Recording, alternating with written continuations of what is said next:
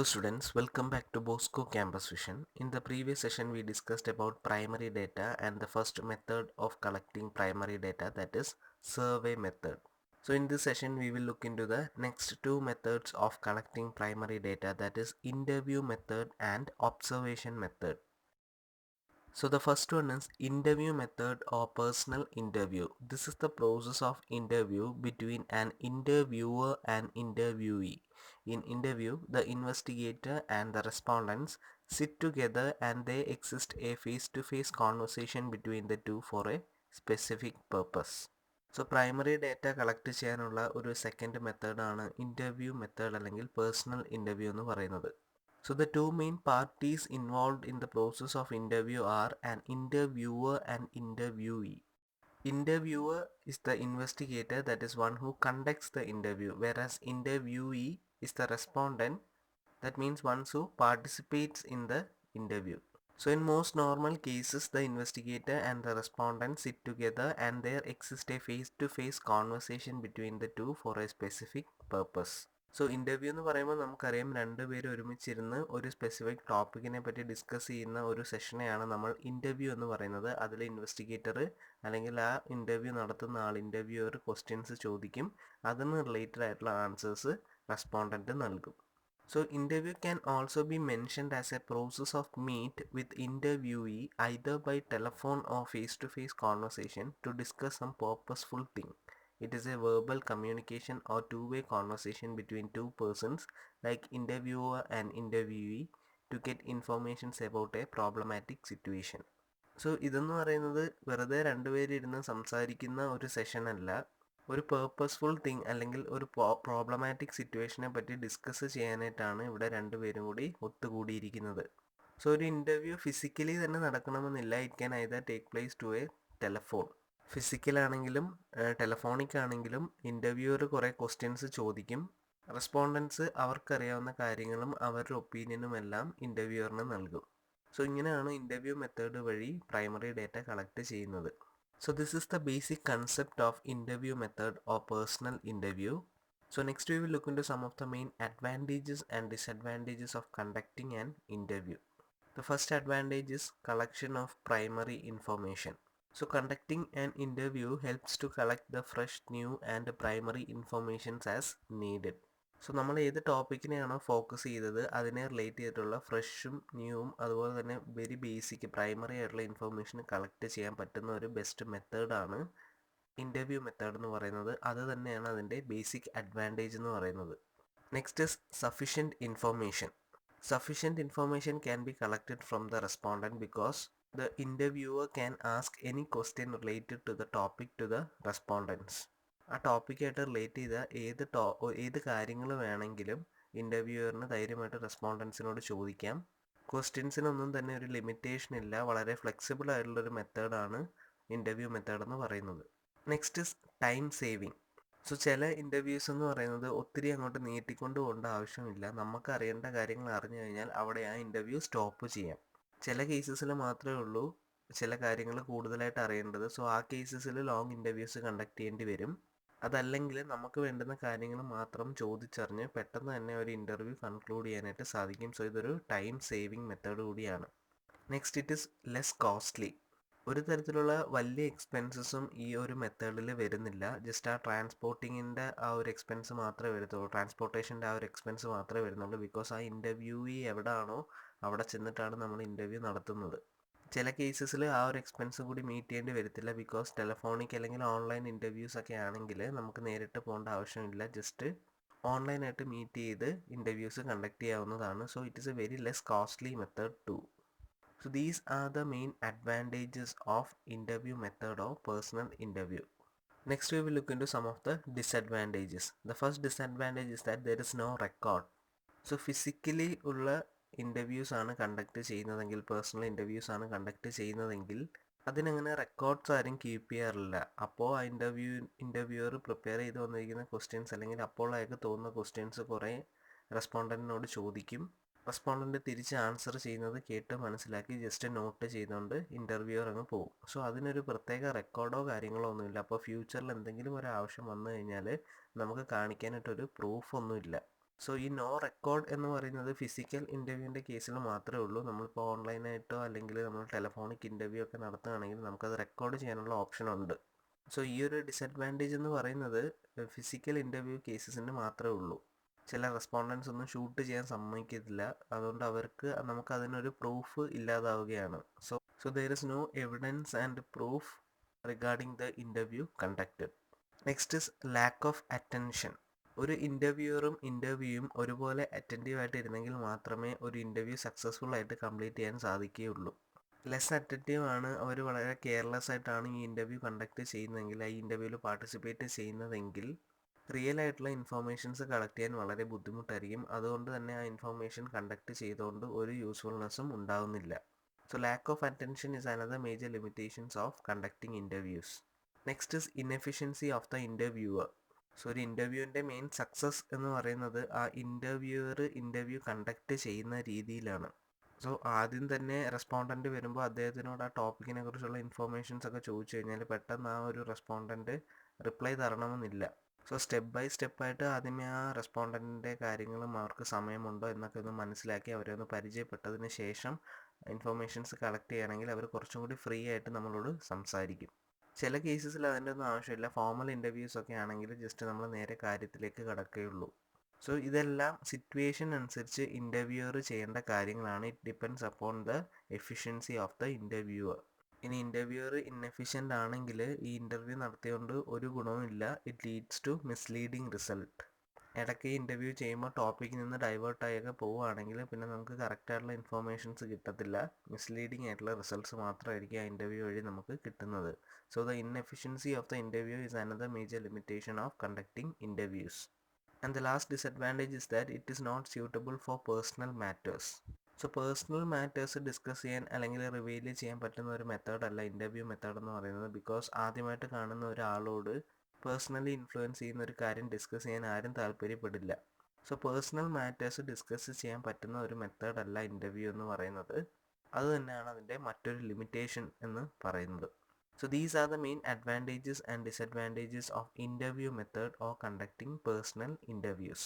Next is observation method. Observation method is a technique used for getting information about various things around us by observing those things and the processes related to those things to draw a meaningful conclusion. In observation method, the investigator uses the sense organs to collect data and uses scientific instruments such as cameras, tape recorders, computers, mobile phones, etc. to record the incidents. So next method എന്ന് പറയുന്നത് observation മെത്തേഡാണ്. ആ പേരിൽ തന്നെ ആ മെത്തേഡിൻ്റെ meaning ഉണ്ട്, to observe the things. So ഇവിടെ എന്ന് പറയുന്നത് ജസ്റ്റ് കാര്യങ്ങൾ ഒബ്സർവ് ചെയ്യുന്നത് വഴിയാണ് ഇൻഫോർമേഷൻസ് കളക്ട് ചെയ്യുന്നത്. ഒരു ഇൻസിഡൻറ്റ് സംഭവിക്കുമ്പോൾ അതിനെ റിലേറ്റ് ആയിട്ടുള്ള എല്ലാ കാര്യങ്ങളും കീനായിട്ട് ഒബ്സർവ് ചെയ്ത് അത് റിലേറ്റ് ആയിട്ടുള്ള പല ഇൻഫോർമേഷൻസും കളക്ട് ചെയ്യുക. അതാണ് ഒബ്സർവേഷൻ മെത്തേഡിൽ ചെയ്യുന്നത്. സോ ഇവിടെ ഈ ഒബ്സർവേഷൻ മെത്തേഡിൽ ഒരു ഇൻവെസ്റ്റിഗേറ്റർ സെൻസ് ഓർഗൻസ് ഉപയോഗിച്ചിട്ടാണ് ഡേറ്റാസ് കളക്ട് ചെയ്യുന്നത്.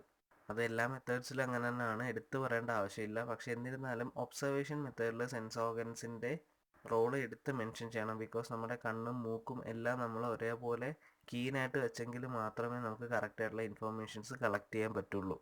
അതുപോലെ തന്നെ സയൻറ്റിഫിക് ആയിട്ടുള്ള ഇൻസ്ട്രുമെൻറ്റ്സ്, അതായത് ക്യാമറാസ്, ടേപ്പ് റെക്കോർഡേഴ്സ്, അതുപോലെ തന്നെ കമ്പ്യൂട്ടേഴ്സ്, മൊബൈൽ ഫോൺസ്, ഇതൊക്കെ ഉപയോഗിച്ചിട്ടാണ് ആ ഇൻസിഡൻറ്റ് നമ്മൾ റെക്കോർഡ് ചെയ്യുന്നത്. ഫ്യൂച്ചർ റെഫറൻസിനും ഫ്യൂച്ചർ എവിഡൻസിനും വേണ്ടിയിട്ടൊക്കെ നമ്മൾ റെക്കോർഡ് ചെയ്യാൻ ഉപയോഗിക്കുന്ന സയൻറ്റിഫിക് ഇൻസ്ട്രുമെൻറ്റ്സ് ആണ് cameras, tape recorders, computers, mobile phones, etcetera. So പ്രസൻറ്റിലേക്കും ഫ്യൂച്ചറിലേക്കും വേണ്ടുന്ന കാര്യങ്ങൾ ഒരുപോലെ കണ്ടുകൊണ്ട് കണ്ടക്ട് ചെയ്യുന്ന ഒരു മെത്തേഡാണ് ഒബ്സർവേഷൻ മെത്തേഡ് എന്ന് പറയുന്നത്. So next we will look into some of the advantages and disadvantages of observation method. The first advantage is that it is the simplest method. Everybody in this world observes many things in their daily life. Although scientific controlled observation requires some technical skill of the researcher, still it is easier than other methods. So എല്ലാ ആൾക്കാരും daily ലൈഫിൽ എന്തെങ്കിലുമൊക്കെ കാര്യങ്ങൾ observe ചെയ്തുകൊണ്ടിരിക്കുകയാണ്. So മറ്റ് മെത്തേഡ്സിനെ വെച്ച് compare ചെയ്യുമ്പോൾ വളരെ സിമ്പിളായിട്ട് നമുക്ക് പ്രൈമറി ഡേറ്റ കളക്ട് ചെയ്യാൻ പറ്റുന്ന ഒരു മെത്തേഡാണ് ഒബ്സർവേഷൻ മെത്തേഡ് എന്ന് പറയുന്നത്. സയൻറ്റിഫിക് ഇൻസ്ട്രുമെൻറ്റ്സ് ഒക്കെ ഉപയോഗിച്ച് ഷൂട്ട് ചെയ്ത് റെക്കോർഡ് ചെയ്യുന്നെങ്കിലും മറ്റ് മെത്തേഡ്സിനെ വെച്ച് കമ്പയർ ചെയ്യുമ്പോൾ ഇത് വളരെ സിമ്പിളും ഈസി ആയിട്ടുള്ളൊരു മെത്തേഡാണ്. Next, it is useful for framing hypothesis. Hypothesis means A tentative conclusion. ഒരു കാര്യം ഇങ്ങനെയാവും അല്ലെങ്കിൽ അങ്ങനെയായി തീരും എന്നുള്ള നേരത്തെയുള്ള പ്രവചനം, അതിനെയാണ് നമ്മൾ ഹൈപ്പോത്തിസിസ് എന്ന് പറയുന്നത്. സോ ഒരു റിസർച്ചറിനെ സംബന്ധിച്ച് അല്ലെങ്കിൽ ഒരു ഇൻവെസ്റ്റിഗേറ്ററെ സംബന്ധിച്ച് ഒരു കാര്യം തന്നെ ഒബ്സർവ് ചെയ്ത് പോകുമ്പോൾ അതിൻ്റെ എല്ലാ കാര്യങ്ങളും അയാൾക്ക് ഓട്ടോമാറ്റിക്കലി മനസ്സിലാവും. അവരുടെ likes, dislikes, problems, habits, perception, എന്തൊക്കെയാണ് പല ആക്ടിവിറ്റീസ്. സോ എല്ലാ കാര്യങ്ങളും നല്ല രീതിയിൽ ഒബ്സർവ് ചെയ്താണ് പോകുന്നത്. സോ ലാസ്റ്റ് ഇതിങ്ങനെയായി തീരും എന്നുള്ളൊരു ഹൈപ്പോത്തിസിസ് ഫ്രെയിം ചെയ്യാനായിട്ട് ഒബ്സർവേഷൻ മെത്തേഡിലൂടെ സാധിക്കും. മറ്റൊരു മെത്തേഡിലും അത് പറ്റില്ല. നമ്മളിങ്ങനെ ഒബ്സർവ് ചെയ്യുന്നതുകൊണ്ടും അയാളുടെ കാര്യങ്ങളെല്ലാം മനസ്സിലാക്കി പോകുന്നതുകൊണ്ടും മാത്രമാണ് നമുക്കൊരു ഹൈപ്പോത്തിസിസ് ഫ്രെയിം ചെയ്യാനായിട്ട് സാധിക്കുന്നത്. Next is greater accuracy. So ഇതുവരെ നമ്മൾ ഡിസ്കസ് ചെയ്ത സർവേ മെത്തേഡിലും ഇൻ്റർവ്യൂ മെത്തേഡിലും എല്ലാം ഇൻവെസ്റ്റിഗേറ്റർ റെസ്പോണ്ടൻസിനെ ഡിപ്പെൻഡ് ചെയ്തുകൊണ്ടാണ് ഡേറ്റാസ് കളക്ട് ചെയ്യുന്നത്. അവർ പറയുന്ന കാര്യങ്ങൾ നോട്ട് ചെയ്തും അവർ പറയുന്ന കാര്യങ്ങൾ റെക്കോർഡ് ചെയ്തും ഒക്കെയാണ് ഇൻഫോർമേഷൻസ് കളക്ട് ചെയ്യുന്നത്. പക്ഷേ ഇവിടെ അതിൻ്റെ ആവശ്യമില്ല. ഇവിടെ ഡയറക്റ്റ് ആയിട്ട് ആ ഇൻവെസ്റ്റിഗേറ്ററിൻ്റെ തന്നെ ഒബ്സർവേഷനിലൂടെ കറക്റ്റ് കാര്യങ്ങൾ മനസ്സിലാക്കി എടുക്കുകയാണ്. സോ മറ്റ് രണ്ട് മെത്തേഡ്സിനെ കാട്ടി കുറച്ചും കൂടി അക്യുറേറ്റ് ആയിട്ടുള്ള ഒരു മെത്തേഡാണ് ഒബ്സർവേഷൻ മെത്തേഡ് എന്ന് പറയുന്നത്. Next it is an universal method. എല്ലാ ഫീൽഡിലും ഒരേപോലെ യൂസ് ചെയ്യുന്ന ഒരു മെത്തേഡാണ് ഒബ്സർവേഷൻ എന്ന് പറയുന്നത്. ഇപ്പം സയൻസിലാണെങ്കിലും ഫിസിക്കലാണെങ്കിലും സോഷ്യലാണെങ്കിലും എല്ലായിടത്തും ഒരേപോലെ യൂസ് ചെയ്യുന്ന ഒരു മെത്തേഡാണ് ഒബ്സർവേഷൻ എന്ന് പറയുന്നത്. ഈക്വൽ അക്സെപ്റ്റൻസ് ഉള്ള ഒരു മെത്തേഡാണ്. എല്ലാവർക്കും ഈസി ആയിട്ട് ഫോളോ ചെയ്യാൻ പറ്റുന്ന ഒരു മെത്തേഡാണ്. ഒരുപാട് ട്രെയിനിങ്ങിൻ്റെ ഒന്നും ആവശ്യമില്ല. അതുകൊണ്ട് തന്നെ യൂണിവേഴ്സലി അക്സെപ്റ്റബിൾ ആയിട്ടുള്ള ഒരു മെത്തേഡാണ് ഒബ്സർവേഷൻ മെത്തേഡ് എന്ന് പറയുന്നത്. And the last advantage is that it is independent of the people's willingness to report. So ഇത് നമ്മൾ അക്യുറസിയിൽ പറഞ്ഞ പോലെ തന്നെയാണ്. ഒരു റെസ്പോണ്ടൻറ്റിനെ ഡിപ്പെൻഡ് ചെയ്യേണ്ട ആവശ്യമില്ല. അദ്ദേഹം പറയാത്ത കാര്യങ്ങൾ പോലും നമുക്ക് ഒബ്സർവേഷൻ മെത്തേഡിലൂടെ മനസ്സിലാക്കി എടുക്കാനായിട്ട് സാധിക്കും. ഇൻ്റർവ്യൂ കണ്ടക്ട് ചെയ്താലും ക്വസ്റ്റ്യനെയർ നൽകിയാലും അവർ കറക്റ്റായിട്ട് ഇൻഫോർമേഷൻസ് നൽകണമെന്നില്ല. പക്ഷേ ഇവിടെ എന്ന് പറയുന്നത് അവരുടെ റിയൽ ലൈഫ് ഒബ്സർവ് ചെയ്ത് പോവുകയാണ്. സോ അവരുടെ വില്ലിങ്നെസ് ഇവിടെ ഒരു പ്രശ്നമല്ല. അവർ വില്ലിങ് ആണെങ്കിലും അല്ലെങ്കിലും നമുക്ക് ധൈര്യമായിട്ട് ഇൻഫോർമേഷൻസ് സിമ്പിളായിട്ട് കളക്ട് ചെയ്ത് പോവാം. So these are the main advantages of observation method. Next we will look into some of the disadvantages. The first one is that the personal bias of the observer. So most people have their own opinions and concepts regarding everything.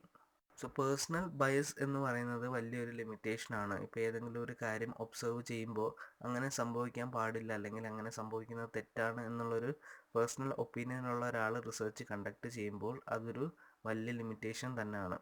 അദ്ദേഹത്തിൻ്റെ ശരിയും തെറ്റും വെച്ചിട്ട് അത് analyse ചെയ്യാൻ പോയി കഴിഞ്ഞാൽ കറക്റ്റായിട്ടൊരു research complete ചെയ്യാൻ പറ്റത്തില്ല.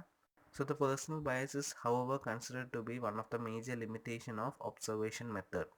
Next is slow investigation. ഈ ഒബ്സർവേഷൻ മെത്തേഡിൻ്റെ അനദർ മേജർ ലിമിറ്റേഷനാണ് സ്ലോ പ്രോസസ്സ് എന്ന് പറയുന്നത്. സർവേ മെത്തേഡും ഇൻ്റർവ്യൂ മെത്തേഡും എന്ന് പറയുന്നത് കമ്പാരിറ്റീവ്ലി ഫാസ്റ്റർ മെത്തേഡ്സ് ആണ്. ടൈം സേവ് ചെയ്യാൻ പറ്റുന്ന മെത്തേഡ്സ് ആയിരുന്നു. പക്ഷേ ഒബ്സർവേഷൻ മെത്തേഡ് എന്ന് പറയുന്നത് റിയൽ ലൈഫ് ഒബ്സർവ് ചെയ്ത് പോവുകയാണ്. സോ അതുകൊണ്ട് തന്നെ അതൊരു സ്ലോ പ്രോസസ്സാണ്. Next it is an expensive method. So ഒരു ഒബ്സർവേഷൻ മെത്തേഡിനെ സംബന്ധിച്ച് നമ്മളൊരു കാര്യത്തെ ഒബ്സർവ് ചെയ്യുമ്പോൾ നമ്മൾ അതിന് വേണ്ടിയിട്ട് പല കാര്യങ്ങളും ചെയ്യേണ്ടി വരും. ഇപ്പോൾ എക്യുപ്മെൻറ്റ്സ് വാങ്ങേണ്ടി വരും, കുറേ ട്രാവൽ ചെയ്യേണ്ടി വരും, ആ ഒരു ഒബ്സർവേഷൻ്റെ ഭാഗമായിട്ട് ഓരോ സ്ഥലങ്ങളിൽ താമസിക്കേണ്ടി വരും. സോ ഇതെല്ലാം കോസ്റ്റ്ലി ആയിട്ടുള്ള പ്രോസസ്സുകളാണ്. സോ ഇങ്ങനെ കുറേ അധികം ചിലവുകൾ വരുന്നത് കൊണ്ട് തന്നെ it is considered to be an expensive method. Next it is considered to be an inadequate method. Inadequate method എന്ന് പറയുന്നത് വേറൊന്നും കൊണ്ടല്ല, നമ്മൾ എത്ര ഒബ്സർവ് ചെയ്താലും ചില കാര്യങ്ങൾ നമ്മളിൽ നിന്ന് മിസ്സായിട്ട് പോവാം. ചിലപ്പോൾ അത് നമ്മുടെ കേസുമായിട്ട് അല്ലെങ്കിൽ നമ്മുടെ സ്റ്റഡിയായിട്ട് റിലേറ്റ് ചെയ്തിരിക്കുന്ന ഇമ്പോർട്ടൻ്റ് കാര്യങ്ങളാവാം.